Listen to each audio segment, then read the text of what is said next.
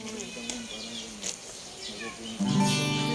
papang ko ay nagdaraki ata, among ni papang ko ay nagulimik ata, among ni papang ko ay nalaing ata, isuti papang ko ang yaman at tiapo, among ni papang ko nag-ano sata,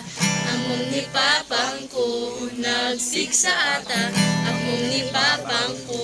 nagsingpit ata, isuti papang ko agyaman at tiap, lahat ng tinuro'y maganda